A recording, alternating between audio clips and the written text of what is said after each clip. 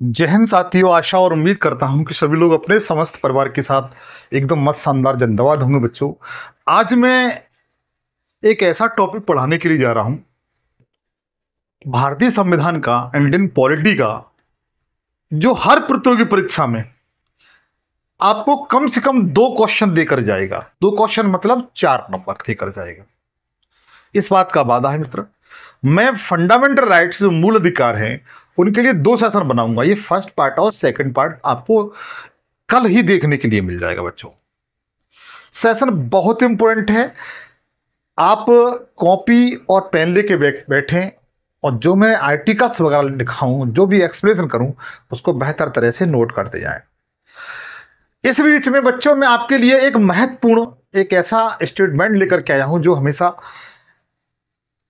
आपको एक प्रेरणा का स्रोत बनेगा। कहते हैं कि हर दर्द की एक पहचान होती है, हर दर्द की एक पहचान होती है। खुशी तो चंद लम्हों की मेहमान होती है। हर दर्द की एक पहचान होती है, खुशी तो बस चंद लम्हों की मेहमान होती है। वही बदलते हैं रुख हवाओं का जिनके सपनों में जान होती है। वही बदलते हैं रुख हवाओं का जिनके सपनों में जान होती है। तो मित्र, यदि आप डिमोटिवेट हो अपनी लाइफ में तो केवल केवल अपने माँ बाप के लेना। बच्चों, मैं वादा करता हूं जो भाई यूपीएसआई की तैयारी कर रहे हैं उनका सिलेक्शन निश्चित होगा अगर वो अपने माता पिता को आदर्श मान करके तैयारी करें। बच्चों, क्योंकि आपकी जीत में उनकी वो इज्जत छिपी हुई है कि आप जब वर्दी पहन करके सब इंस्पेक्टर बन करके आप आएंगे तो मुझे विश्वास है कि उनका सीना गर्व से चौड़ा हो जाएगा। बच्चों, तो एक बार अपने माँ बाप के लिए मेहनत करिए, अपने लिए नहीं। अपने लिए नहीं कर सकते तो एक बार माँ बाप के लिए मेहनत करिए। बच्चों, तो मित्र, आज मैं फंडामेंटल राइट्स पढ़ाऊंगा। बता चुका हूं 2 सेशन आएंगे, फर्स्ट पार्ट है, सेकंड पार्ट अब आपको जल्द देखने के लिए मिल जाएगा। ये क्लास नंबर लगभग 9वीं नंबर क्लास है। मैंने शुरू से इंडियन जो कॉन्स्टिट्यूशन है वो पढ़ाया है मैंने, बिल्कुल बेसिक से। ये 9वीं क्लास है। प्लेलिस्ट बना दी है मैंने, जाके प्लेलिस्ट से आकर मेरे चैनल पे जाएं, देख सकते हैं और बेहतर नोट्स बना सकते हैं। बच्चों, चलिए मित्र, बगैर देरी की हम लोग एक हेडिंग डालते हैं, फंडामेंटल राइट्स। क्या हेडिंग डालते हैं? फंडामेंटल राइट्स, मूल अधिकार।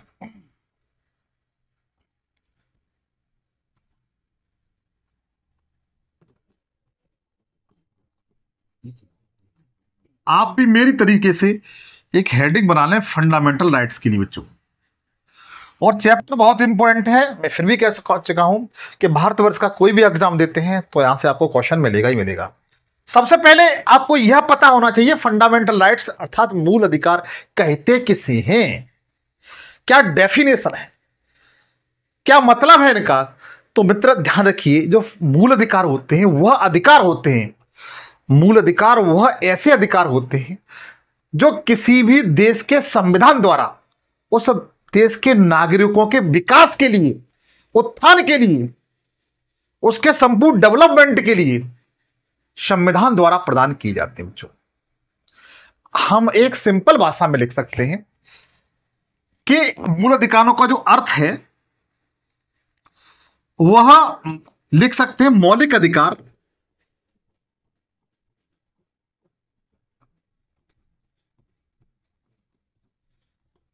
वह अधिकार होते हैं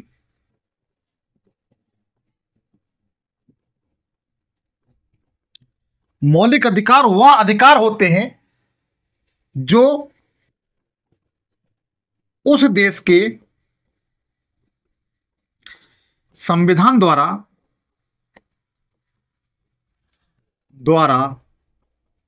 नागरिकों को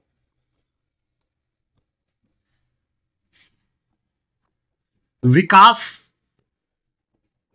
हम लोग उत्थान कह सकते हैं, उत्थान या विकास के लिए आवश्यक है। क्या बच्चों? आवश्यक है। किसी को कोई डाउट या शक नहीं होना चाहिए।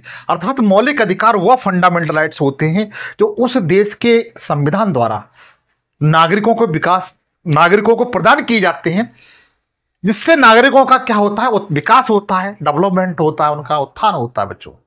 इन्हें हम ऐसे संविधान द्वारा प्रदान किए गए अधिकारों को हम लोग क्या कहते हैं, मौलिक अधिकार कहते हैं। अब हालांकि ये दो प्रकार के होते हैं जिन्हें हम लोग फंडामेंटल राइट्स भी कहते हैं, कुछ अधिकार होते हैं जिन्हें डीपीएस भी कहते हैं। लेकिन जो फंडामेंटल राइट्स होते हैं वो न्याय योग्य होते हैं, याद रखना, जबकि डीपीएस भी होते हैं वो न्याय योग्य नहीं होते हैं। अर्थात हम कह सकते हैं इनमें थोड़ा सा एक मेजर डिफरेंस होता है डीपीएसपी में और फंडामेंटल राइट्स में, वो मैं आपको इसी सेशन में आगे बताऊंगा बच्चों। मैं उम्मीद करता हूं इतनी बातें समझ में आ चुकी होंगी। अब हम लोग डायरेक्ट चलते हैं अपने फंडामेंटल राइट्स, भारतीय संविधान, क्योंकि हम सब लोग भारत के मूल निवासी हैं बच्चों, हम सब लोग भारत के मूल निवासी हैं, तो हमें भारत के जो फंडामेंटल राइट्स हैं उनको सबसे पहले पढ़ना पड़ेगा बच्चों। तो आप लोग एक साथ लिख सकते हो भारतीय संविधान।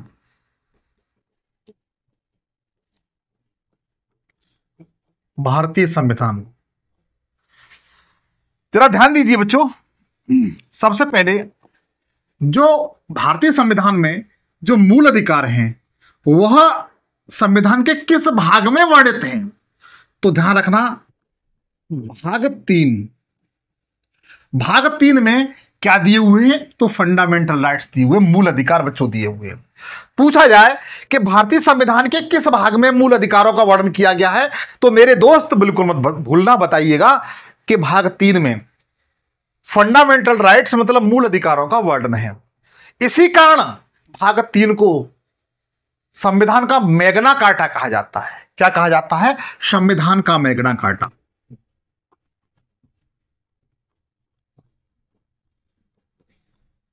क्या कहा जाता है मित्र? संविधान का मैग्ना कार्टा कहा जाता है। मित्र याद रखना, पूछा गया क्वेश्चन है कि संविधान के किस पार्ट को मैग्ना कार्टा कहा जाता है, तो ध्यान रखना कि भाग 3 को।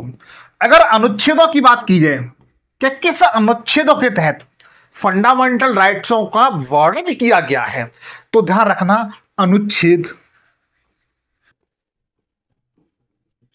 आर्टिकल 12 से लेकर के 35 तक आपके फंडामेंटल राइट्स का वर्णन किया गया है। आर्टिकल 12 से लेकर के 35 तक फंडामेंटल राइट्स का बच्चों क्या किया गया, वर्णन किया गया है। एक बात और, अगर यह कहा जाता है कि जो भारतीय संविधान में जो मूल अधिकार हैं वह किस देश के संविधान से लिए गए, तो ध्यान रखना अगर देश का नाम आ जाए किस देश के संविधान से लिए गए, तो आप देश में बताइए यूएसए। बच्चा क्या बताएंगे? यूएसए, जिसे हम लोग यूनाइटेड स्टेट ऑफ अमेरिका कहते हैं। क्या कहते हैं? यूनाइटेड स्टेट ऑफ अमेरिका कहते हैं। एक जानकारी आपको बता दूं कि अमेरिका के संविधान में जब संविधान लागू हुआ था 1789 के समथिंग, उस समय अमेरिका के संविधान में फंडामेंटल राइट्स नहीं थे बच्चों, वो बाद में जोड़े गए थे। लेकिन भारतीय संविधान में इन्हें शुरुआत से जोड़ा गया है, शुरुआत से लिखा गया है। तो ध्यान रखना मूल अधिकार किस देश के संविधान से लिए हैं, तो मेरे दोस्त बताएंगे कि यह अमेरिका के संविधान से लिए गए मेरे भाई। एक और महत्वपूर्ण बात, अगर पूछा जाता है कि भारतीय संविधान में मूल अधिकारों की संख्या कितनी है, तो ध्यान रखना जो मूल संविधान था, मूल संविधान मतलब जब हमारा संविधान लिख करके तैयार हुआ था, लागू किया गया था, उस समय फंडामेंटल राइट्स जो थे उनकी संख्या कितनी थी, तो मित्र ध्यान रखना उस समय जो फंडामेंटल राइट्स थे उनकी संख्या 7 हुआ करती थी। कितनी हुआ करती थी? 7 हुआ करती थी। लेकिन वर्तमान समय में कितनी है? आज दिन कितना है, डेट कितनी है, आप देख लीजिए जिस डेट में आज इस वीडियो देख रहे हैं। तो हम कह सकते हैं कि मूल अधिकारों की संख्या वर्तमान में इनकी जो संख्या है बच्चों कितनी है? 6 है। कितनी है? 6 है। अर्थात एक जो अधिकार था, एक अधिकार था वो क्या कर दिया? फंडामेंटल राइट से हटा दिया गया। क्या कर दिया गया? हटा दिया गया। तो इसलिए वर्तमान समय में मौलिक अधिकारों की संख्या बच्चों कितनी हो जाती है? 6 हो जाती है। अच्छा, कौन सा अधिकार था वो हटा दिया गया? क्वेश्चन पूछा जाए कि ऐसा कौन सा फंडामेंटल राइट्स था जो हटा दिया गया, तो आपका आंसर जवाब क्या होना चाहिए? तो ध्यान रखना, जो हटा दिया गया है 7वें नंबर का, उसे हम लोग कहते हैं, मैं डिफरेंस पेन से लिख रहा हूं बच्चों, उसे संपत्ति का अधिकार कहते हैं। संपत्ति का अधिकार। कोई भाई मेरा दोस्त यह बता सकता है कि जो संपत्ति का अधिकार था वह भारतीय संविधान के किस आर्टिकल में वर्णित था? भारतीय संविधान के किस आर्टिकल में वर्णित था? कोई भाई बता सकता है तो कमेंट सेक्शन में बताएं कि संपत्ति का अधिकार था जो मूल संविधान में वर्णित था वो पहले किस आर्टिकल में था। अगर नहीं जानते तो आप लोग याद कर लीजिएगा, अनुच्छेद 31। कौन सा? अनुच्छेद 31 में था। किस में था? अनुच्छेद 31 में था। अगर आपसे पूछा जाता है कि अब इस संपत्ति के अधिकार का क्या हुआ, यह पूरी तरह खत्म कर दिया गया कि संविधान में आज कहीं पर मौजूद है, तो आप बताना चाहिए कि बच्चों ये आज भी मौजूद है, आज भी मौजूद है। और ये कहां पर है? तो ध्यान रखना, एक भारतीय संविधान का एक अनुच्छेद है, अनुच्छेद 300, अनुच्छेद 300/A, हम लोग ऑब्लिक का कह सकते हैं। तो संपत्ति का अधिकार अनुच्छेद 300A में रख दिया गया है और वर्तमान समय में इसका नाम बदलकर क्या कर दिया गया है? यह वर्तमान समय में एक विधिक अधिकार है बच्चों। कैसा? विधिक अधिकार है, यह हम लोग कह सकते हैं कानूनी अधिकार है। कैसा? कानूनी अधिकार है बच्चों। किसी को कोई डाउट नहीं होना चाहिए। जो संपत्ति का अधिकार हुआ करता था, जो आर्टिकल 31 में था, इसे हटा करके कहां पहुंचा दिया गया? अनुच्छेद 300/A में रख दिया गया, जो वर्तमान समय में एक विधिक या कानूनी अधिकार है। अब आप यह कहेंगे कि इसे कब हटाया गया, कौन सा संविधान संशोधन द्वारा हटाया गया, तो उसको भी आप नोट कर लीजिए बच्चों, क्योंकि यहां से प्रश्न बनता है और मैं नहीं चाहता कि आपके कंधे पर स्टार न लगे, मैं चाहता हूं आपके कंधों पे स्टार लगे। इसलिए मैं हर पॉइंट को बारी बारी से आपको बता के चलूंगा। सेशन अगर आपको ईमानदारी से अच्छा लगे तो शेयर और सब्सक्राइब जरूर करें बच्चों। तो इसके लिए एक संविधान संशोधन किया गया था जिसका नाम था 44वां संविधान संशोधन। 44वां संविधान संशोधन, मतलब 44 कॉन्स्टिट्यूशन अमेंडमेंट। ये कब हुआ था? 1978 में। कब? 1978 में हुआ था। इसके द्वारा क्या हुआ? संपत्ति के अधिकार को हटा करके कहां पहुंचा दिया? आर्टिकल 300A में पहुंचा दिया बच्चों, जो वर्तमान समय में कैसा अधिकार है? एक विधिक अधिकार है। उम्मीद है यह जानकारी आपको बेहतर तरह से समझ में आ चुकी होगी। अब चाहो तो आप इसका स्क्रीनशॉट ले सकते हैं या फिर आगे चलते हैं।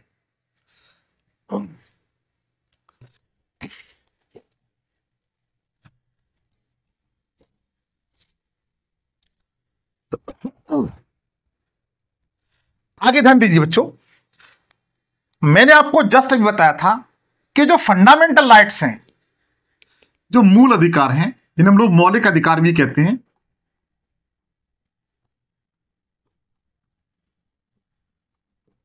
इनकी संख्या कितनी बच्चों? 6 है। इनकी संख्या कितनी बच्चों? 6 है। मैं 6 को, जो 6 फंडामेंटल राइट्स हैं, इनको बारी बारी से कराऊंगा बच्चों। सबसे पहले जो मूल अधिकार है या मौलिक अधिकार है, वो कौन सा अधिकार है? समानता का अधिकार। समानता का अधिकार। मैं वादा करता हूं बच्चों, जो भाई पहले पढ़ चुके होंगे उनका रिवीजन हो जाएगा और उन्हें कुछ ना कुछ नया जरूर देखने के लिए मिलेगा। इस बात का वादा है मेरा। कुछ ना कुछ नया जरूर देखने के लिए मिलेगा, बेशक चाहे उन्होंने कौन सी किताब पढ़ी हो, कितना ही पढ़ा हो, लेकिन आज उनको मैं कुछ नया भी देके जाऊंगा। और जो नए लोग हैं, उन्होंने कभी पढ़ा नहीं है, उनके लिए ऐसा रामबाण सिद्ध होगा बच्चों। समानता का अधिकार है बच्चों। समानता का अधिकार का वर्णन ध्यान रखना किन किन अनुच्छेदों में है, तो आप लोग अनुच्छेद याद रखना। अनुच्छेद 14 से लेकर के 18 तक, मतलब 5 अनुच्छेदों में, कितने में? 5 आर्टिकल्स में समानता के अधिकार का वर्णन किया गया। एक बार सिंपल क्वेश्चन पूछा था, कोई 4th क्लास का एग्जाम था रेलवे का, कि समानता के अधिकार का वर्णन कितने अनुच्छेदों में है। तो ध्यान रखना, उसमें ऑप्शन दिए हुए थे, 4 भी दिए हुए थे, 5 भी दिए हुए थे। लोगों ने अधिकांशतः 4 टिक किया था, जो गलत था, जबकि 5 में दिया हुआ है।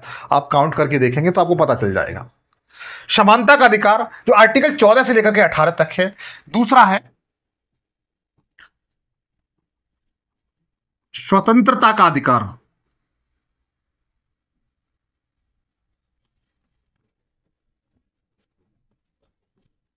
स्वतंत्रता का अधिकार, स्वतंत्रता के अधिकार का वर्णन बच्चों ध्यान रखना अनुच्छेद 19 से लेकर के 22 तक है। अनुच्छेद 19 से लेकर के 22 तक है, आप लोग याद रखोगे। जो तीसरा अधिकार है जिसे हम लोग, वह शोषण के विरुद्ध अधिकार। शोषण के विरुद्ध अधिकार, विरुद्ध अधिकार, शोषण के विरुद्ध अधिकार बच्चों, इसका जो वर्णन है वह अनुच्छेद 23 और 24 में है। जो तीसरा अधिकार है शोषण के विरुद्ध अधिकार, उसका वर्णन अनुच्छेद 23 और 24 में है। और चौथा जो फंडामेंटल राइट्स है, जिसे हम लोग कहते हैं धार्मिक स्वतंत्रता का अधिकार।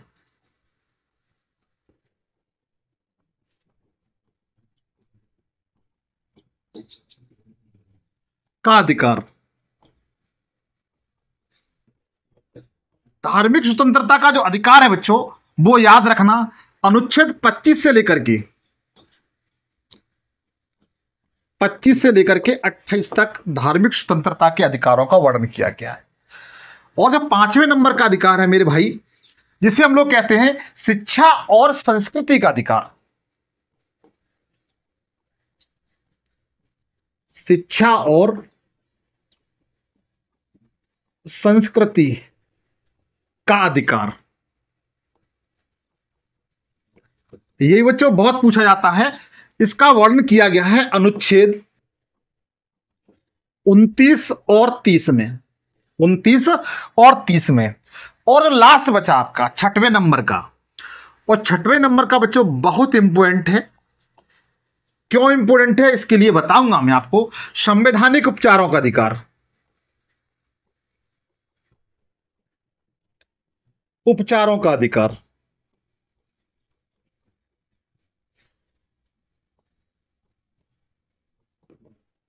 और इसका जो वर्णन है बच्चों वह अनुच्छेद 32 में किया गया है। किसमें? अनुच्छेद 32 में किया गया है। तो ध्यान दीजिएगा, फंडामेंटल राइट्स की संख्या 6 है। समानता का अधिकार अनुच्छेद 14 से 18 तक 5 आर्टिकल्स में है। स्वतंत्रता का अधिकार अनुच्छेद 19 से 22 तक है। शोषण के विरुद्ध अधिकार अनुच्छेद 23 और 24 में है। धार्मिक स्वतंत्रता का अधिकार अनुच्छेद 25 से लेकर के 28 तक है।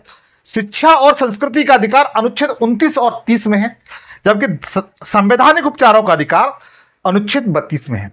एक बात आपको जानकारी के लिए बता दूं, जो संवैधानिक उपचारों का अधिकार है, इसे संविधान के जनक कही जाने वाले डॉक्टर भीमराव अंबेडकर ने संविधान की आत्मा कहा है बच्चों। क्या कहा है? संविधान की आत्मा।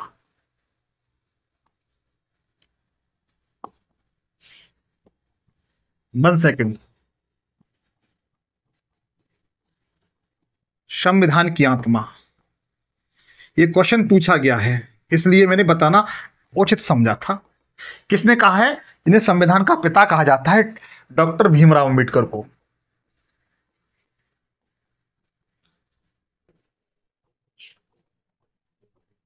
डॉक्टर भीमराव अंबेडकर ने संवैधानिक उपचारों के अधिकार को, आर्टिकल 32 को संविधान की बच्चों क्या कहा है? आत्मा कहा है।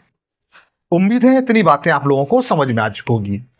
चाहो तो आप इसका स्क्रीनशॉट ले सकते हो या नोट कर सकते हो। एक बात और बताओ बच्चों, क्या ये फंडामेंटल राइट्स हैं, ये न्यायोचित हैं या वाद्योग्य हैं?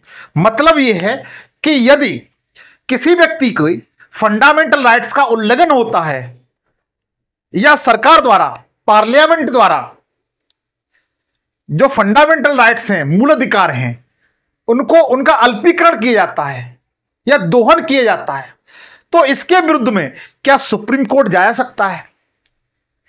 क्या सुप्रीम कोर्ट जा सकता है? तो ध्यान रखना, जितने भी फंडामेंटल राइट्स हैं ये कैसे हैं? वाद योग्य है बच्चा। कैसे हैं? वाद योग्य है। अलग से फैक्ट लिख लेना, जो फंडामेंटल राइट्स हैं ये कैसे हैं? वाद योग्य है। पूछा गया है क्या फंडामेंटल राइट्स हैं वो क्या वाद योग्य हैं? तो बताइए हाँ, वाद योग्य हैं।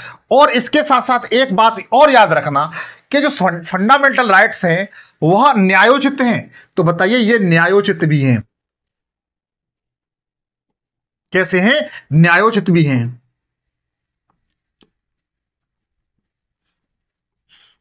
क्योंकि यह सुप्रीम कोर्ट द्वारा लागू कराए जा सकते हैं बच्चों। अच्छा, एक बात और ध्यान रखिए, क्या पार्लियामेंट जो संसद है वह फंडामेंटल राइट्स में संशोधन कर सकती है? आप मुझे कमेंट सेक्शन में बताएं, क्या जो पार्लियामेंट है, संसद है, वह मूल अधिकारों में संशोधन कर सकती है? तब तक आप चाहो तो इनका स्क्रीनशॉट ले सकते हैं।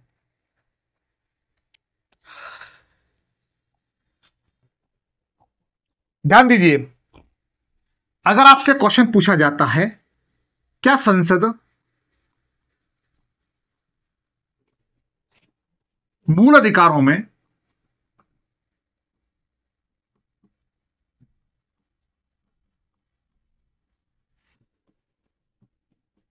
संशोधन कर सकती है? क्या कर सकती है? संशोधन कर सकती है। अगर आपसे क्वेश्चन पूछा जाता है तो आप बताइए कैसे। मैं बता रहा हूं उस भाषा में। ध्यान दीजिए, एक बात था, एक केस था। एक क्या था बच्चों? केस। केस कौन सा था?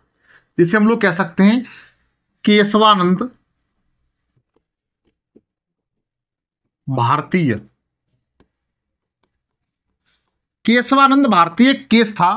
केशवानंद भारतीय बनाम केरल राज्य। केरल राज्य। और ये केस कब का था? 1973 का। इसमें सुप्रीम कोर्ट ने, किसने? सर्वोच्च न्यायालय ने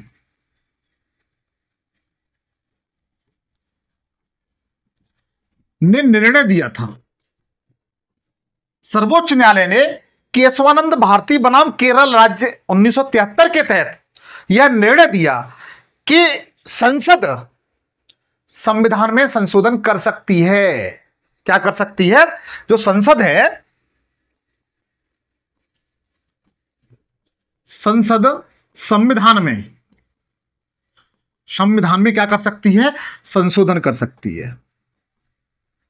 क्या कर सकती है? संविधान में संशोधन कर सकती है। लेकिन संशोधन इस तरीके से करेगी कि जो संविधान है उसके मूलभूत ढांचों में किसी प्रकार का प्रभाव न पड़े। हम कह सकते हैं जो संविधान का मूलभूत ढांचा है, जो संविधान का मूलभूत ढांचा है,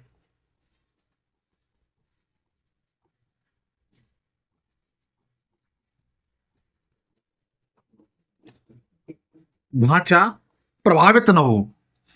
तो संविधान का मूलभूत ढांचा है बच्चों, यह प्रभावित न हो। मतलब जो केशवानंद भारती बनाम केरल राज्य में सुप्रीम कोर्ट ने निर्णय दिया कि पार्लियामेंट है वो संविधान में संशोधन कर सकती है, लेकिन मूलभूत ढांचे में किसी प्रकार का संशोधन नहीं कर सकती। अब आप ये कहेंगे कि मूलभूत ढांचा होता क्या है? तो जो मूलभूत ढांचा, जो ढांचा होता है बच्चों, इसको परिभाषित कौन करता है? तो इसको परिभाषित करता है सर्वोच्च न्यायालय। सर्वोच्च न्यायालय मतलब सर्वोच्च न्यायालय द्वारा, सुप्रीम कोर्ट द्वारा मूलभूत ढांचे में क्या किया जा सकता है? परिभाषित किया जाता है। अगर वो प्रभावित होता है, मूलभूत ढांचा प्रभावित होता है, तो सुप्रीम कोर्ट को यह अधिकार है कि संसद ने जो कानून बनाया है उसे वो शून्य घोषित कर सकती है। क्या कर सकता है? शून्य घोषित कर सकता है। तो ये केस भी बच्चों बहुत इंपॉर्टेंट है, इसके बारे में पूछा गया था। अब जरा ध्यान दीजिए, यहां तक तो आप लोगों को समझ में आ चुका होगा। अब मैं डायरेक्ट चलता हूं आर्टिकल 13 पे, अनुच्छेद 13 पे चलता हूं। हाँ तो बच्चों ध्यान दीजिए, अनुच्छेद 13 क्या कहता है? अनुच्छेद 13 ये कहता है कि संसद ऐसे कानून नहीं बनाएगी, जो पार्लियामेंट है वो ऐसे कानून नहीं बनाएगी जिससे फंडामेंटल राइट्स हैं उनका हनन हो या अल्पीकरण हो, मतलब उनको कम किया जा सके। मतलब पार्लियामेंट है, अपनी संसद है, मनमाने तरीके से इस तरीके से कोई ऐसा कानून नहीं लेकर बनाएगी, जिससे ऐसा विधेयक नहीं लेकर के आएगी जिससे जो फंडामेंटल राइट्स हैं उनका क्या हो, हनन हो या अल्पीकरण हो। क्या हो? अल्पीकरण हो। मान के चलिए जैसे संसद है, जैसे कोई संसद है, संसद क्या करती है? सबसे पहले विधेयक लेकर के आती है। समझिए इस बात को, बड़ा महत्वपूर्ण है। आर्टिकल 13 क्या कहता है? कोई विधेयक है, विधेयक सबसे पहले कहां जाता है? तो संसद में जाएगा। कहां पर जाएगा बच्चों? संसद में जाएगा।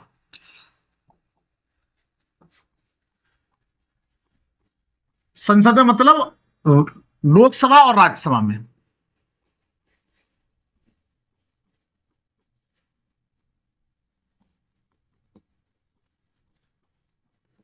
ये विधेयक कहां पर जाएगा? संसद में। संसद मतलब राज्यसभा और लोकसभा। जब यहां से ये पास हो जाएगा, विधेयक यहां से पास हो जाएगा, तो किसके पास जाएगा? राष्ट्रपति के पास जाएगा बच्चों।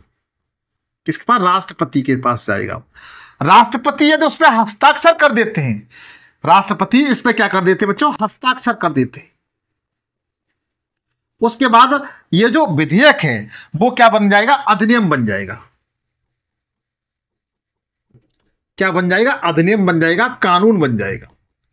क्या बन जाएगा? कानून। बड़ा ध्यान दीजिए, कोई विधेयक है, संसद में लाया गया, राज्यसभा और लोकसभा ने पास कर दिया, राष्ट्रपति ने उस पर हस्ताक्षर कर दिया, उसके बाद वो क्या बन गया? कानून बन गया। लेकिन ध्यान रखिए आर्टिकल 13 क्या कहता है? आर्टिकल 13 को यहां पर बहुत तगड़े स्तर पर मजबूती मिली हुई है बच्चों। यदि ऐसा कोई विधेयक आता है और कानून बन जाता है, तो सुप्रीम कोर्ट को, किसको बच्चों? सर्वोच्च न्यायालय को,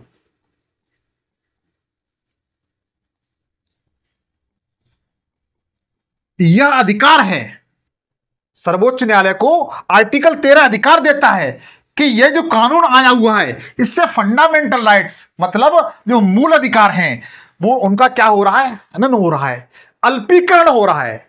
तो आर्टिकल 13 के तहत सर्वोच्च न्यायालय इस अधिनियम को क्या कर सकता है? शून्य घोषित कर सकता है बच्चों। शून्य घोषित कर सकता है। क्या कर सकता है? शून्य घोषित कर सकता है। ध्यान रखना, सर्वोच्च न्यायालय इस एक्ट को क्या घोषित कर सकता है? शून्य घोषित कर सकता है। तो आर्टिकल 13 सर्वोच्च न्यायालय के लिए बहुत इंपॉर्टेंट है। कुछ समझ में बेटा, समझ में आया आप लोगों की? तो इस बात का ध्यान रखिएगा। आगे चलिए, अब हम लोग चलते हैं अनुच्छेद 14 पर। अनुच्छेद 14, कोई भाई बता सकता है अनुच्छेद जो 14 है उसमें किस बात का वर्णन किया गया है? तो ध्यान दीजिए, अनुच्छेद 14 है मेरे भाई, इसमें बताया गया है विधि के समझ समानता। किसके? विधि के समझ समानता।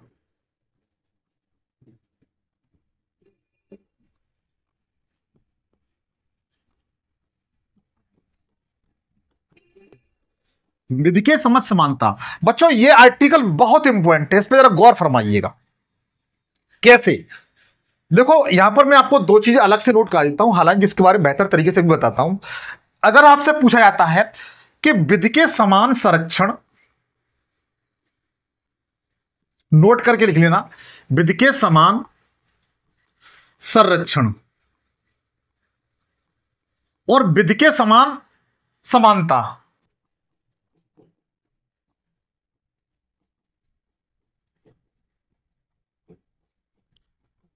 ये आर्टिकल दोनों 14 में वर्णित हैं। ध्यान रखना कि विधि के समान संरक्षण बच्चा ये किस देश के संविधान से लिया गया है? तो बच्चों ये यूएसए के संविधान से लिया गया है। नोट करके लिख लेना, बड़ा महत्वपूर्ण चीज है, याद रखना। पीसीएस ऐसी परीक्षा में एक फैक्ट पूछे जाते हैं। विधि के समान संरक्षण है, ये यूएसए के संविधान से लिया गया है मेरे दोस्त, याद कर लेना। लेकिन विधि के समान समानता ये कहां से लिया गया है? तो ये ब्रिटेन के संविधान से लिया गया है। कहां से मेरे दोस्त? ब्रिटेन के संविधान से लिया गया है। दोनों बातें बड़ा महत्वपूर्ण है, आप लोगों को याद कर लेनी चाहिए। विधि के समान संरक्षण और विधि के समान समानता। विधि के समान जो संरक्षण है वो यूएसए के संविधान से लिया गया है, और विधि के समान जो समानता है ये ब्रिटेन के संविधान से लिया गया है। दोनों फैक्ट बहुत ही इंपॉर्टेंट है, आप लोग नोट कर लिख लीजिए, लेकिन मुझे हटाना पड़ेगा ये। अब जरा ध्यान दीजिए, विधि के समान संरक्षण, आर्टिकल 14 हमें यह बताता है कि विधि के समान, कानून की दृष्टि से सभी लोग समान हैं। कोई व्यक्ति ऐसा नहीं है, ऊंचा नहीं है, कोई नीचा नहीं है, लिंग में किसी प्रकार का भेद नहीं है, धर्म वंश जाति में किसी प्रकार का भेद नहीं है। मतलब कानून की दृष्टि से सभी लोग समान हैं। कानून की दृष्टि से सभी लोग कैसे बच्चों? समान हैं। कोई न गरीब है, न अमीर है, न ऊंचा है और न ही नीचा है। अर्थात कानून की दृष्टि से देखा जाए तो सभी लोग बच्चों कैसे हैं? समान हैं। लेकिन आप लोग याद रखिए, इसके भी अपवाद है, इसके भी अपवाद हैं। कानून के दृष्टि से सभी लोग समान हैं,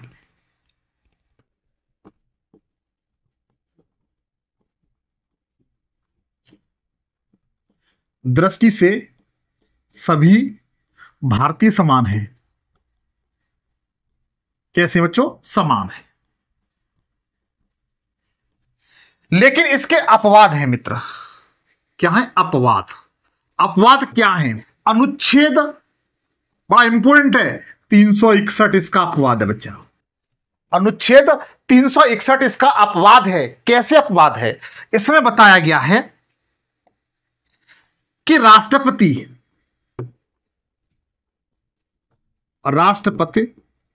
और राज्यपाल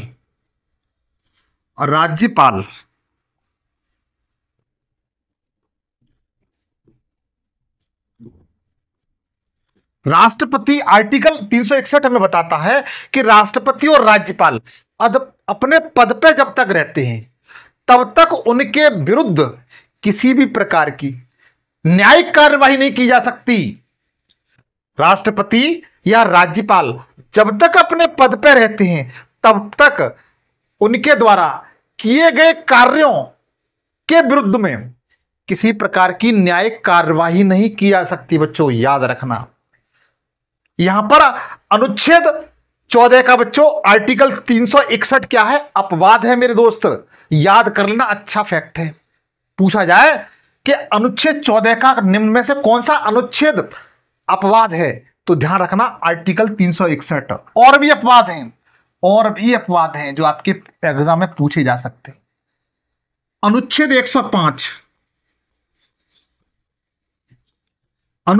105 हमें क्या कहता है कि संसद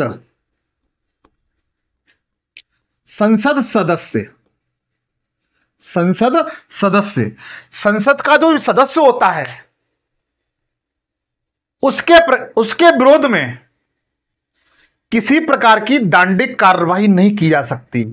यदि संसद में वह जो भी कृत्य करता है, जो भी भाषण देता है, उसके विरोध में, उस भाषण के विरोध में हम लोग न्यायालय में कार्रवाई नहीं कर सकते। यद्यपि वह संसद के बाहर वह ऐसा बयान देता है तो उसके विरुद्ध कार्रवाई की जा सकती है, लेकिन संसद में रहते हुए, उसका संसद का सदस्य रहते हुए वह इस प्रकार का कोई भी भाषण देता है तो उसके विरुद्ध किसी प्रकार का न्यायिक कार्रवाई नहीं की जाएगी। आर्टिकल 105 कहता है बच्चा, क्या कहता है? आर्टिकल 105 कहता है। एक आर्टिकल और आप लोग याद रखोगे जो आपके एग्जाम पूछा जाता है, आर्टिकल मतलब अनुच्छेद 194 बच्चों इसका अपवाद है। मतलब अनुच्छेद 194 भी अनुच्छेद 14 का बच्चों क्या है? अपवाद है। वो कैसे? जरा ध्यान दीजिए। राज्य विधानमंडल के सदस्य द्वारा, जिसे हम लोग एमएलए कहते हैं, के सदस्य द्वारा विधानमंडल में किसी प्रकार की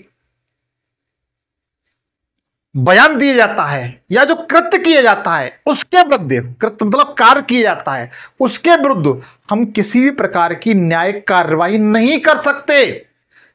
इसलिए कह सकते हैं कि आर्टिकल 194 है वो अनुच्छेद 14 का बच्चों क्या है? अपवाद है। अनुच्छेद 114 क्या कहता है कि राज्य विधानमंडल का जो भी सदस्य है उसके विरुद्ध किसी प्रकार की न्यायिक कार्यवाही नहीं की जा सकती। ध्यान रखना बच्चों, तो ये पूछा जा सकता है। उम्मीद है ये बातें आप लोगों के समझ में आ चुकी होंगी। ठीक है, उसके बाद अनुच्छेद 14 आप में कंप्लीट हो गया। अनुच्छेद 15 हमसे क्या कहता है? अनुच्छेद 15 को आप लोग याद रखिए। अनुच्छेद 15 बड़ा इंपॉर्टेंट है। अनुच्छेद 15 हमसे यह कहता है कि धर्म, मूल वंश, जाति, धर्म, मूल वंश, जाति, लिंग, जन्म स्थान के आधार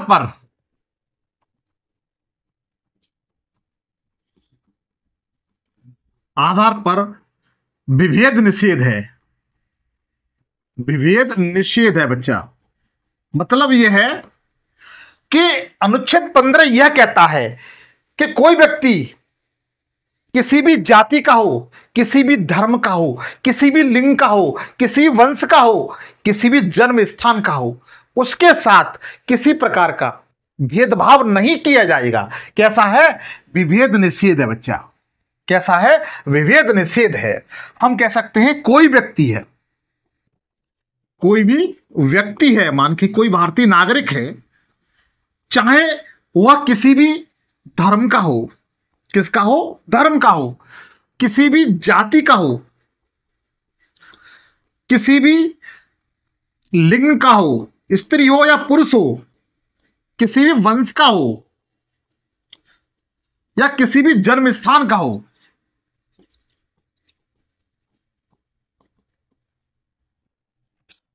उसके साथ किसी प्रकार का विभेद नहीं किया जाएगा। मतलब हम लोग भेदभाव नहीं कर सकते हैं। क्या नहीं कर सकते हैं?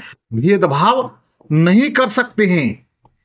अगर ऐसा करते हैं तो आप आर्टिकल 15 का उल्लंघन कर रहे हैं। अगर किसी व्यक्ति के साथ आप ऐसा करते हैं तो आप अनुच्छेद 15 का क्या कर रहे हैं? विरुद्ध जा रहे हैं, उसके विरोध में है अनुच्छेद 15 की बच्चों। जैसे अगर कोई व्यक्ति है, वह होटल में जाता है। कहां पर? होटल में जाता है। तो होटल में आप धर्म, जाति, लिंग, वंश और जन्म के स्थान के आधार पर उसे होटल जाने से नहीं रोक सकते हो। अगर वह व्यक्ति सिनेमा घर में जाता है, कहां पर? सिनेमा घर में मूवी देखने के लिए जाता है, तो ध्यान रखिए किसी व्यक्ति को आप धर्म, जाति, लिंग, वंश और जन्म स्थान के आधार पर उसे नहीं रोक सकते हो मूवी देखने से। अगर कोई व्यक्ति पार्क में जाता है, कहां पर? पार्क में जाता है, तो उसको आप धर्म, जाति, लिंग, वंश और जन्म स्थान के आधार पर आप उसे रोक नहीं सकती हो। अगर कोई व्यक्ति मंदिर जाता है तो उस व्यक्ति को चाहे वो धर्म, जाति, लिंग, वंश या जन्म स्थान के आधार पर उसके साथ आप रोक नहीं सकते हो। एक मैटर था केरल राज्य में। केरल राज्य में महिलाओं को मंदिर में प्रवेश करने की अनुमति नहीं दी गई थी, वहां के जो मंदिर के जो कर्मचारी थे उसके द्वारा। लेकिन सुप्रीम कोर्ट ने लिंग के आधार पर अनुच्छेद 15 के तहत उनको आदेश दिया कि आप लिंग के आधार पर किसी को मंदिर जाने से नहीं रोक सकते हो।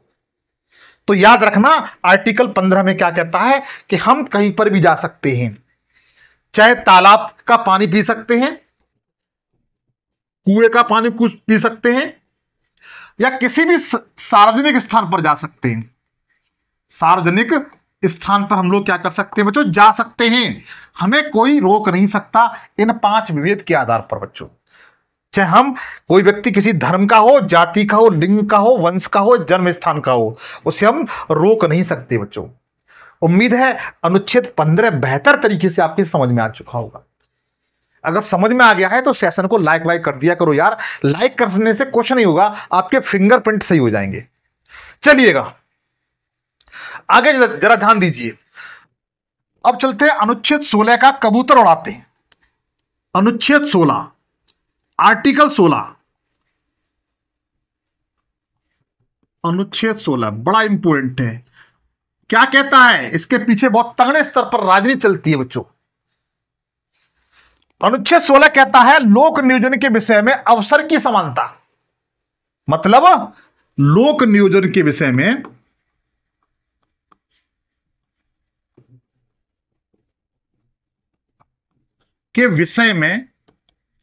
अवसर की समानता, अवसर की समानता।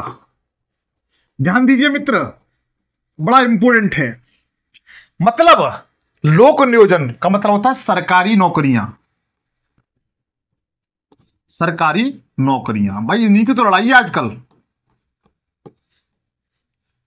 जो सरकारी नौकरियां होती हैं उनमें सभी भारतीयों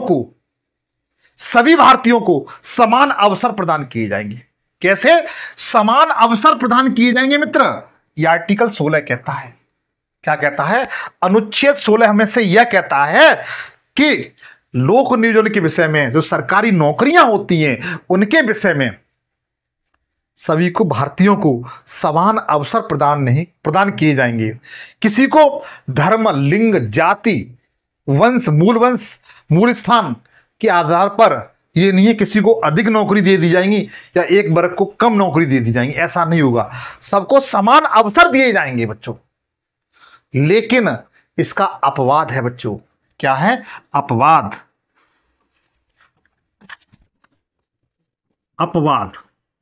अपवाद क्या है? कि सरकार आरक्षण, जिसे हम लोग रिजर्वेशन कहते हैं, आरक्षण के तौर पर, रिजर्वेशन के तौर पर SC, ST और महिलाएं। एक मिनट बच्चों,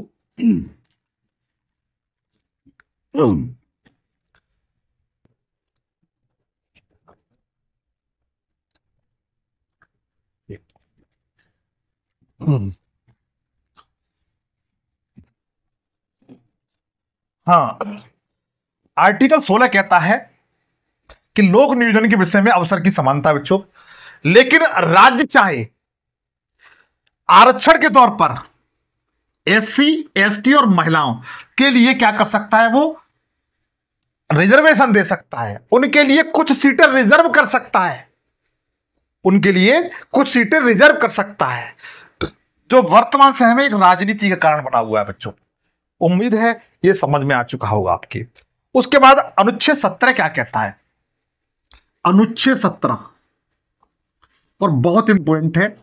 अनुच्छेद 17 हमसे कहता है छूत का निषेध है, अर्थात अस्पृश्यता का अंत।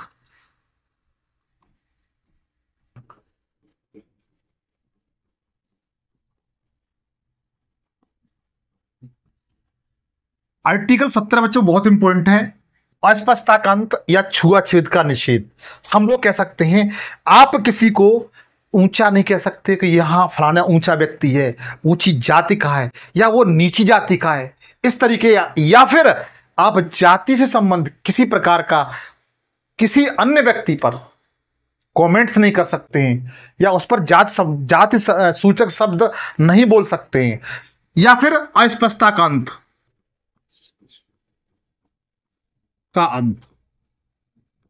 इस तरीके से भी आ सकता है।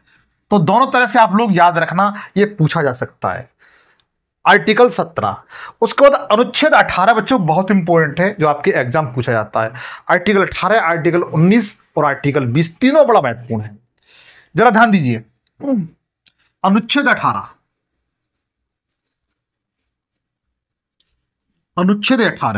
अनुच्छेद 18 में क्या बात कही गई है तो ध्यान रखना।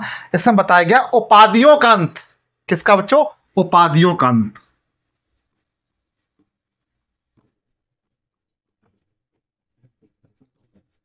ध्यान दीजिए, अनुच्छेद 18 क्या कहता है कि यदि कोई व्यक्ति अपने नाम के साथ किसी भी उपाधि का प्रयोग करता है तो आर्टिकल 18 का क्या कर रहा है बच्चों? उल्लंघन कर रहा है। अनुच्छेद 18 का क्या कर रहा है? उल्लंघन कर रहा है। तो आप लोग याद रख सकते हो। और इसके बाद अगर लिखना चाहो तो लिख सकते हैं। एक बात और, यदि राज्य किसी व्यक्ति को राज्य है वो किसी भी व्यक्ति को केवल शिक्षा के क्षेत्र में, कहां पर, शिक्षा के क्षेत्र में, उसके साथ साथ सेना के क्षेत्र में क्या दे सकता है, उपाधि दे सकता है। क्या दे सकता है, उपाधि दे सकता है। राज्य कोई भारतीय है वह बगैर राष्ट्रपति की अनुमति से, बगैर राष्ट्रपति की अनुमति से विदेश से कोई उपाधि धारण नहीं कर सकता। तो चाहो तो लिख सकते हैं आप, कोई भारतीय बिना राष्ट्रपति की अनुमति के, राष्ट्रपति की अनुमति के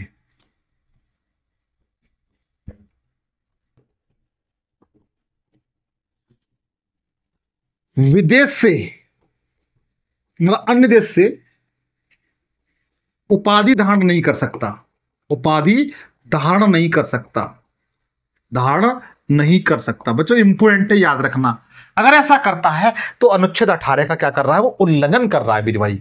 अनुच्छेद 18 का क्या कर रहा है, उल्लंघन करता है।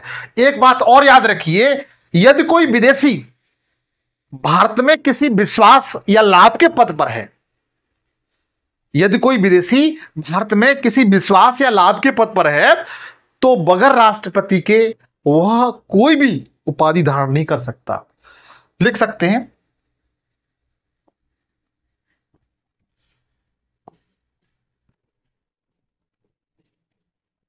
कोई विदेशी भारत में लाभ के पद पर है, लाभ के पद पर है। बच्चों याद रखिए, ध्यान दीजिए, तो बिना राष्ट्रपति की अनुमति के,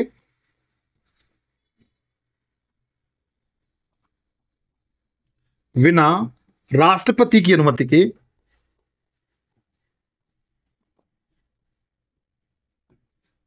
के उपाधि धारण नहीं कर सकता।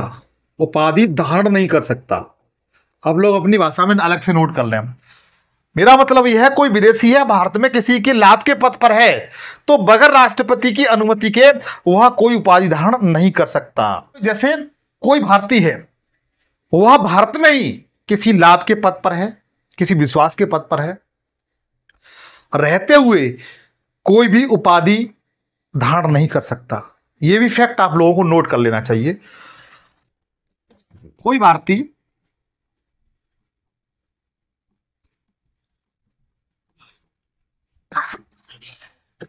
सॉरी मित्र, लाभ के पद पर रहते हुए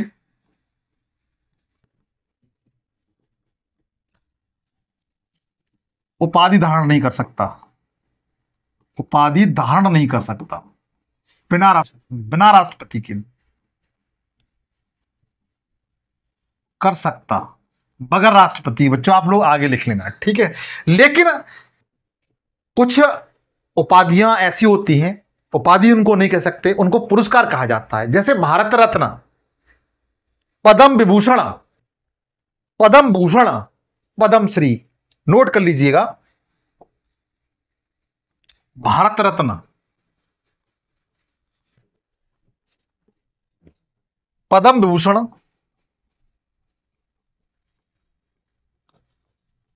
पद्म भूषण, पद्म श्री, ये क्या बच्चों, ये उपाधि नहीं है, ध्यान रखना। ये क्या है, उपाधि नहीं है, ध्यान रखना, बड़ा इंपॉर्टेंट है। क्या है, उपाधि नहीं है। ये क्या है बच्चों, ये पुरस्कार है। ये क्या है, पुरस्कार है बच्चा। और इसीलिए सरकार इन्हें प्रतिवर्ष प्रदान करती है। इसीलिए तो सरकार क्या करती है, इन्हें प्रतिवर्ष प्रदान करती है। तो आर्टिकल 18 हमें क्या कहता है, उपाधियों का अंत कहता है। इसमें कोई व्यक्ति उपाधि धारण नहीं कर सकता, लेकिन दो क्षेत्रों में, शिक्षा और सेना के क्षेत्र में राज्य क्या कर सकता है, उपाधि दे सकता है। लेकिन कुछ कंडीशन होती है। जैसे कोई भारतीय है बिना राष्ट्रपति की अनुमति के विदेश से, इससे किसी अन्य देश से उपाधि धारण नहीं कर सकता है। और कोई विदेशी है जो भारत में किसी लाभ या विश्वास के पद पर है बगैर भारतीय राष्ट्रपति के वह उपाधि धारण नहीं करेगा। तीसरा फैक्ट कहता है कि कोई भारतीय भारत के लाभ के पद पर है, विश्वास के पद पर है, बगैर राष्ट्रपति के वह कोई उपाधि धारण नहीं कर सकता। लेकिन जो भारत रत्न, पद्म विभूषण, पद्म श्री, ये क्या है? ये उपाधि नहीं है, ये क्या है? पुरस्कार है। तो चाहो तो आप इनका स्क्रीनशॉट ले सकते हैं बच्चों। अब हम लोग आर्टिकल 19 की ओर चलते हैं। अनुच्छेद 19, अनुच्छेद 19 बच्चा बहुत इंपॉर्टेंट है, ये बच्चों बहुत इंपॉर्टेंट है। अनुच्छेद 19, अनुच्छेद 19 क्या कहता है? वाक एवं अभिव्यक्ति की स्वतंत्रता, वाक एवं अभिव्यक्ति की स्वतंत्रता आर्टिकल 19 बताता है। क्वेश्चन पूछा जाए कि वाक एवं अभिव्यक्ति स्वतंत्रता का वर्णन किस आर्टिकल में है, तो बताएंगे अनुच्छेद 19 में है।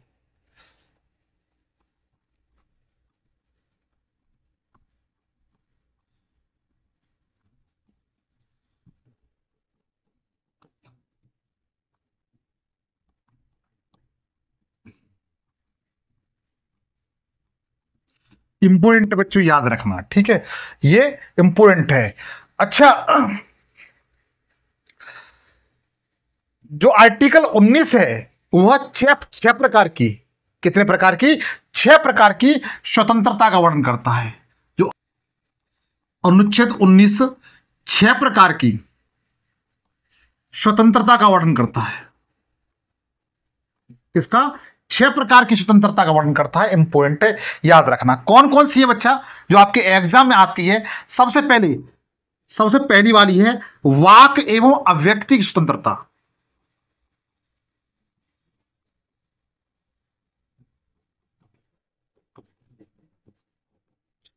अभिव्यक्ति की स्वतंत्रता,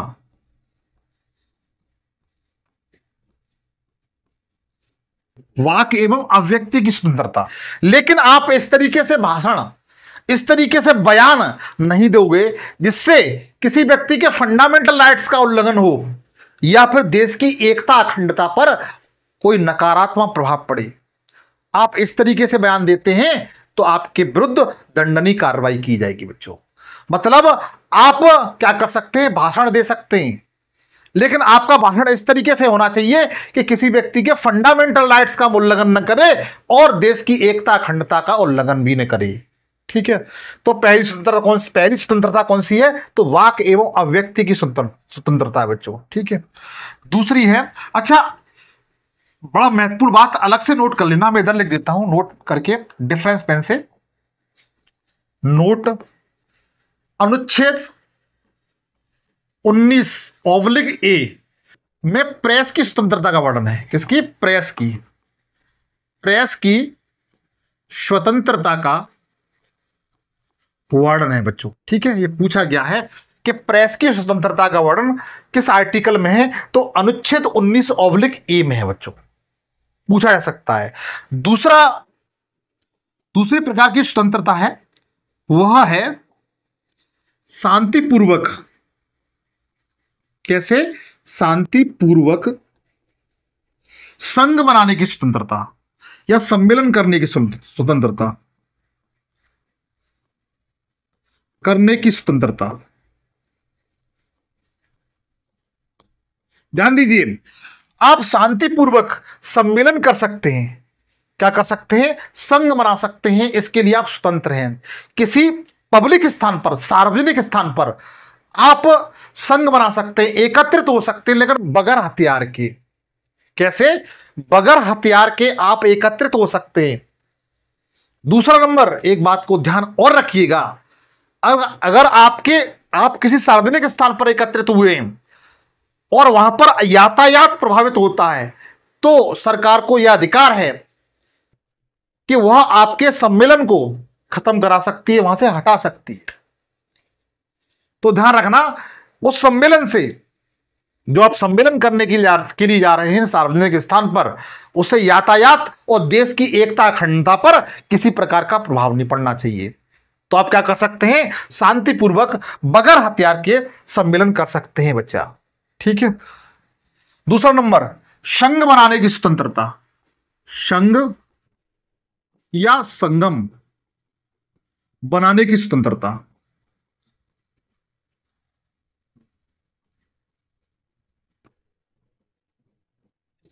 आप अपने अनुसार कोई भी संघ बना सकते हैं, जैसे एनजीओ हुआ, कोई पार्टी बना सकते हैं अपने अनुसार, जैसे एनजीओ हुआ, एनजीओ पार्टी बना सकते हैं।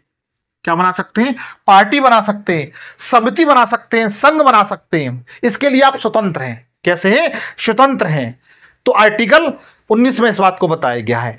इसके साथ साथ और बात ध्यान रखेंगे, जो अगला चौथे नंबर का है, क्योंकि मैंने बताया था 6 प्रकार की स्वतंत्रता का वर्णन किया गया है, तो जो चौथे नंबर की है उसमें बताया गया है भारत में आवागमन की स्वतंत्रता। कैसी? आवागमन की स्वतंत्रता। आप भारत में कहीं पर भी जा सकते हैं, कहीं पर भी घूम सकते हैं, ट्रेन से जाएं, हवाई जहाज से जाएं, साइकिल से जाएं, स्कूटर से जाएं, आप जा सकते हैं भारत में प्रत्येक जगह, कुछ स्थानों को छोड़ करके जिन्हें भारत सरकार द्वारा चिन्हित किया गया है, जहां भारत सरकार की कुछ व्यक्तिगत चीजें रखी हुई हैं, वहां पर आप नहीं जा सकते। अन्यथा पूरे भारत में आप भ्रमण कर सकते हैं। आप किस माध्यम से जाते हैं यह आपके ऊपर निर्भर करता है। तो 19 का जो चौथे वाला है, यह विदेश जाने की आपको अधिकार नहीं देता। यह विदेश जाने का अधिकार आपको नहीं देता। पूछा जा सकता है क्या आर्टिकल 19 विदेश जाने का, कहां पर? विदेश जाने का, विदेश जाने का अधिकार देता है। क्या करता है? अधिकार देता है। तो आप करीब मना कर दीजिए, नहीं। ये कौन सा आर्टिकल आपको देता है? तो ध्यान रखना, अनुच्छेद 21, आर्टिकल 21 आपको विदेश जाने का अधिकार देता है बच्चों। ठीक है। उसके बाद नंबर 5 पर निवास करने का अधिकार। निवास करने का अधिकार,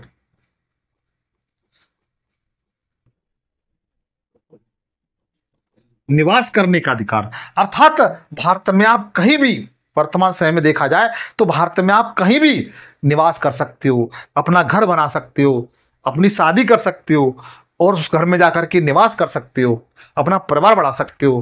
भारत के किसी राज्य में, चाहे अरुणाचल प्रदेश से लेकर के गुजरात तक, तमिलनाडु से लेकर के जम्मू कश्मीर तक बच्चों।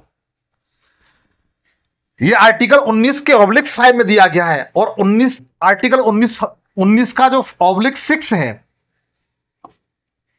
जो 6वां नंबर है, जो 6वीं स्वतंत्रता है, उसमें बताया गया है कि व्यापार करने की स्वतंत्रता भारत में। कहां पर? भारत में व्यापार करने की स्वतंत्रता।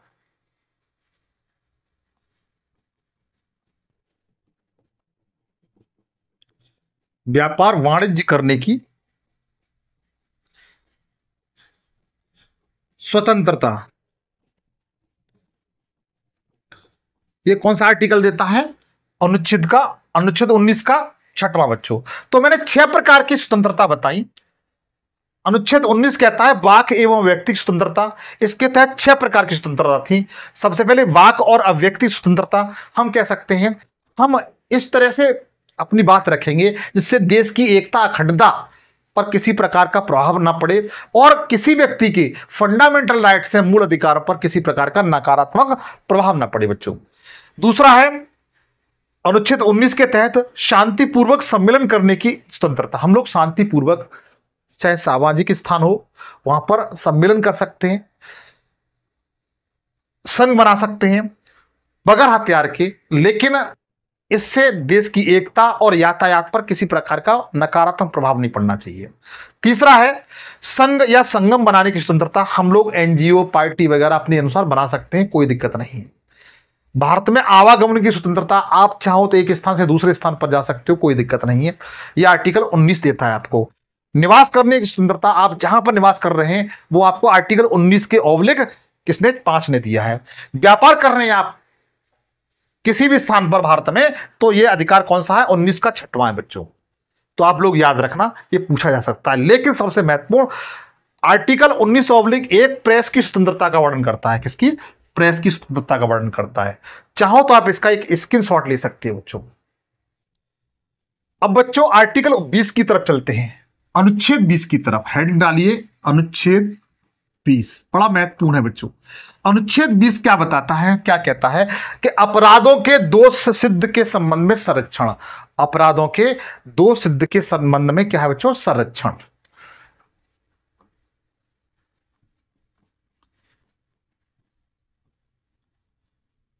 दोष सिद्ध के संबंध में।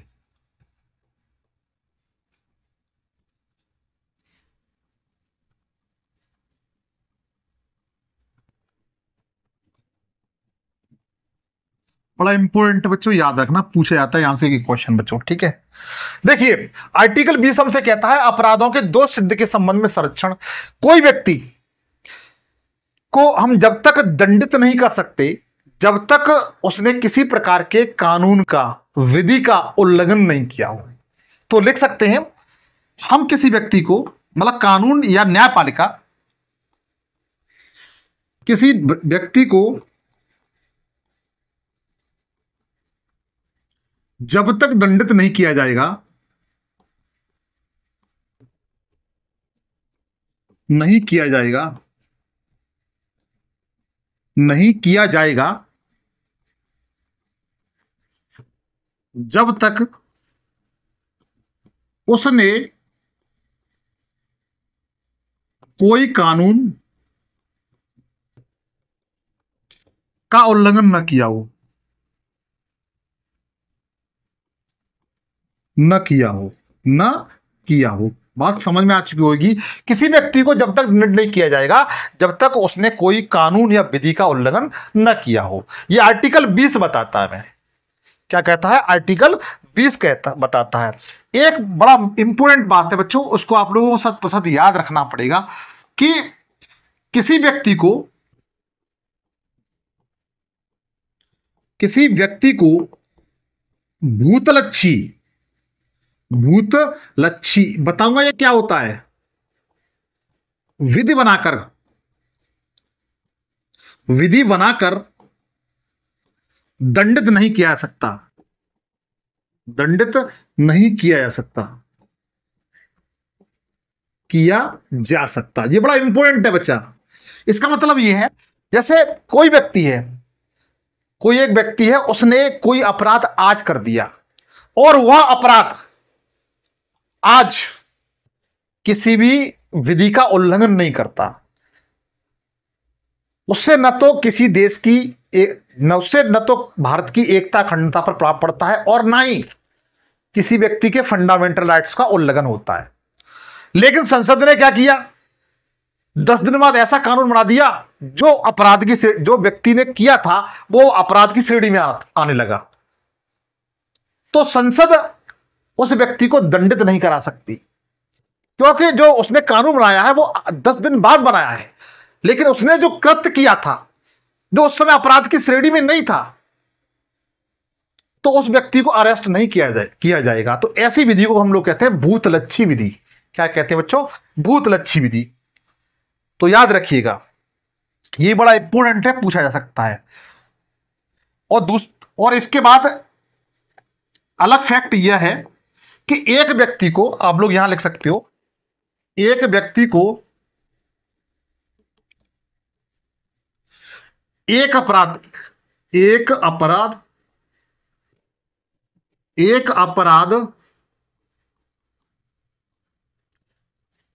करने पर 2 बार दंडित नहीं किया जा सकता बच्चा, 2 बार दंडित नहीं किया जा सकता।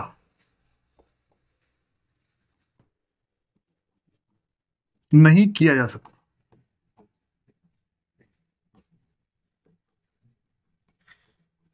कुछ समझे भाई? एक व्यक्ति ने एक अपराध किया है तो एक अपराध के लिए उसे 2 बार सजा नहीं दी जाएगी, केवल एक ही बार दी जाएगी। आर्टिकल 20 आपसे यह कहता है। और एक और महत्वपूर्ण बात है, कोई व्यक्ति को जिसने अपराध किया है वह स्वयं के विरुद्ध गवाही नहीं दे सकता है। क्या नहीं कर सकता है, स्वयं के विरुद्ध।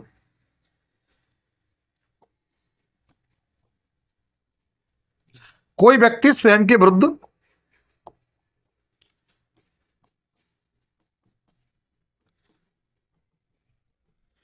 स्वयं के विरुद्ध, बड़ा इंपॉर्टेंट है, ध्यान रखना,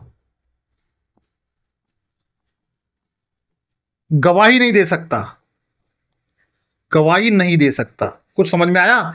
कोई व्यक्ति है जिसने अपराध किया है, किया या नहीं किया है, लेकिन वो स्वयं के विरुद्ध, मतलब अपने से मैं हूं, मैं अपने विरुद्ध गवाही नहीं दे सकता हूं। इसका संरक्षण कौन करता है? आर्टिकल 20 करता है। कौन सा करता है? आर्टिकल 20 करता है। तो अनुच्छेद 20 में क्या बताता है कि अपराधों के दोष सिद्ध के संबंध में संरक्षण बताता है।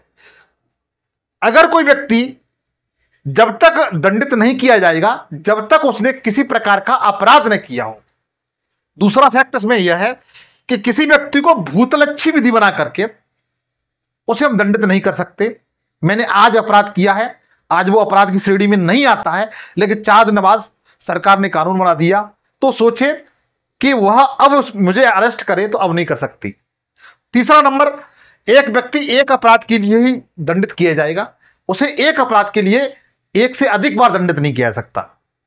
और चौथी महत्वपूर्ण बात है कि कोई व्यक्ति स्वयं के विरुद्ध गवाही नहीं दे सकता, आर्टिकल 20 बताता है। तो बच्चों, ये मेरा सेशन था। इससे आगे के जो भी आर्टिकल्स हैं वो मैं आपको नेक्स्ट सेशन में बताऊंगा, आप चिंता न करें। सेशन आपको कैसा लगा ईमानदारी से कमेंट सेक्शन मुझे बताएं। बेहतर तरह से लगा हो तो प्लीज मेरी गुजारिश है सेशन को शेयर करें। सेशन पर नए हो तो सेशन को सब्सक्राइब कर लेना। फिर आपसे जल्द मुलाकात होगी, तब तक के लिए जय हिंद, जय भारत।